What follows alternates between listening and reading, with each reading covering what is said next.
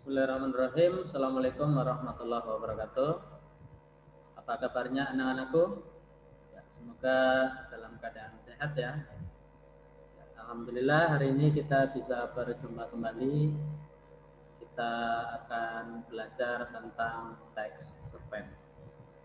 Nah, kemarin di pembelajaran sebelumnya kita sudah belajar tentang teks pidato persuasif. Nah, kita lanjutkan hari ini yaitu teks cerpen. Nah, ini bukan materi yang baru buat kalian. Dari kelas 7, kelas 8, dan kelas 9 ini ada cerpen. Nah, oke, kita coba fokus ke materi mengidentifikasi unsur pembangun cerita pendek.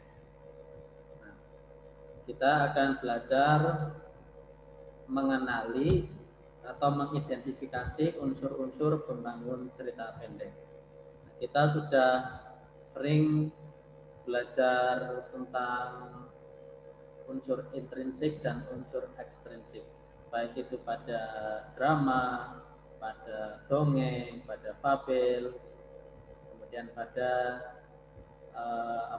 cerita pendek. Nah, itu juga unsur-unsurnya semuanya sama. Dan ini ketemu lagi nih cerita pendek.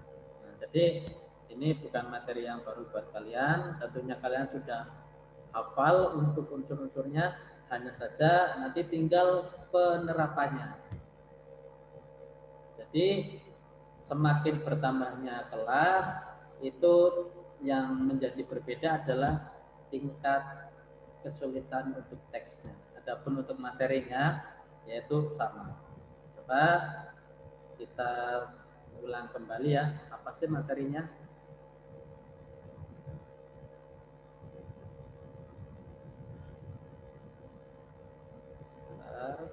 Ya. Kita akan belajar unsur-unsur cerita pendek. Kita akan belajar tentang unsur-unsur cerita pendek. Seperti sudah kita ketahui bahwa unsur membangun karya sastra itu ada dua, unsur intrinsik dan unsur ekstrinsik. Unsur intrinsik adalah unsur yang membangun dari dalam karya sastra, unsur ekstrinsik adalah unsur yang membangun dari luar karya sastra. Nah, untuk unsur intrinsik ada apa saja? Nanti ada tema, tokoh atau penokohan, ada latar, ada alur, ada sudut pandang, dan juga amanah. Nah, kalian bisa coba buka di halaman 102 buku paket kalian. Nah, di situ ada semua. Jadi ini tidak asing buat kalian. Nah, mengingatkan kembali, tema itu apa sih? Tema adalah ide pokok cerita. Tema itu merupakan gagasan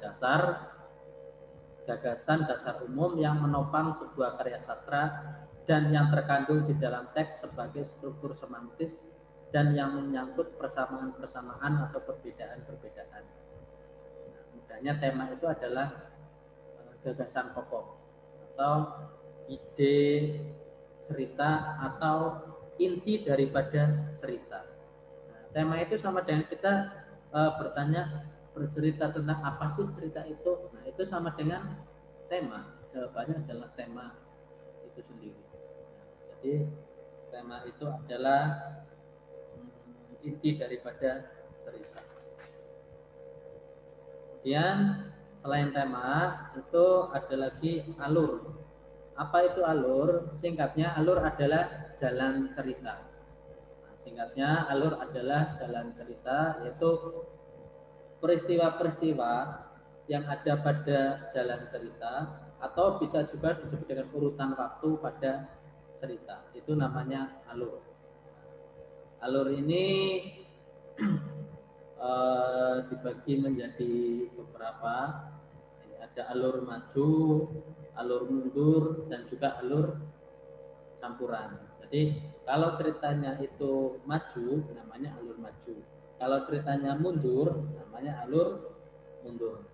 Nah, kalau alur campuran itu alur yang awal ceritanya itu ceritanya maju, kemudian mundur dan maju lagi. Itu namanya alur campuran. Seperti itu.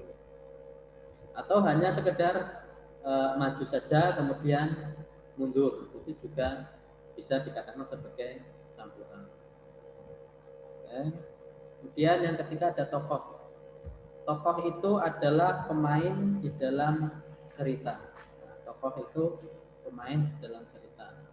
Kalau dalam cerita binatang, fabel, berarti tokohnya adalah binatang tersebut. Jadi tokoh itu tidak selalu orang, bisa juga binatang ataupun benda. Nah, kalau dalam cerita-cerita fiksi, benda-benda itu dapat berbicara, nah itu juga bisa dikategorikan sebagai tokoh. Kemudian penokohan. Penokohan adalah watak daripada tokoh tersebut. Nah, jadi penokohan itu adalah karakter daripada tokoh. Ada tokoh baik namanya protagonis, ada tokoh jahat namanya antagonis. Jadi untuk tokoh itu ada tokoh baik dan ada juga tokoh jahat. Yang baik namanya protagonis, yang jahat namanya antagonis. Kemudian ada latar. Latar itu adalah tempat, waktu, dan suasana terjadinya peristiwa di dalam cerita. Nah, karena latar ini ada 3, makanya kita harus spesifikasi. Nah, latar itu ada latar tempat. Itu misalnya tempat ini atau cerita ini bertempat di sawah. Nah, berarti sawah itu merupakan latar tempat.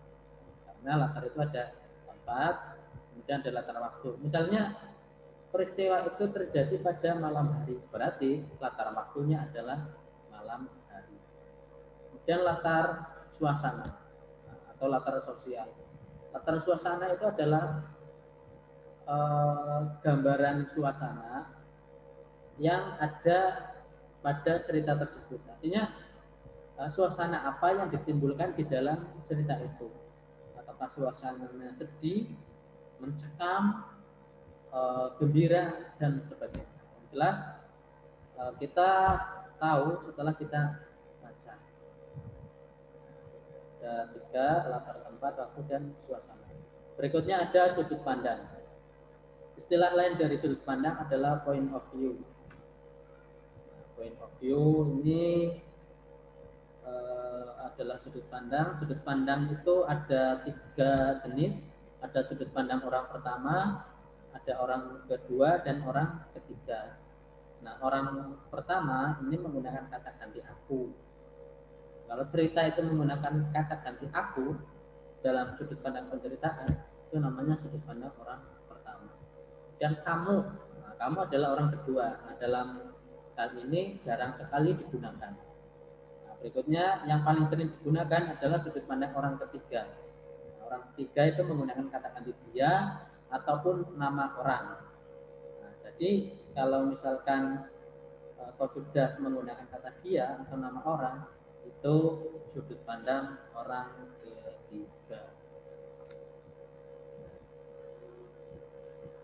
Oke, ini yang tadi dijelaskan. Kemudian yang terakhir ada amanat atau pesan. Pesan adalah harapan yang ingin disampaikan oleh penulis. Harapan yang ingin disampaikan oleh penulis. Artinya pesan apa yang bisa kita ambil dari cerita tersebut. Oke, itulah unsur-unsur intrinsik pada cerpen. Adapun unsur ekstrinsik itu misalnya ada unsur ekstrinsik itu kan unsur yang berada di luar karya sastra. Contohnya adalah latar budaya pengarang, latar pendidikan pengarang, adat istiadat di mana pengarang tinggal, itu nanti akan berpengaruh kepada cerpen yang dihasilkan. Oke. Itu saja yang bisa Pak Wawan sampaikan. Terima kasih atas perhatiannya. Wassalamualaikum warahmatullahi wabarakatuh.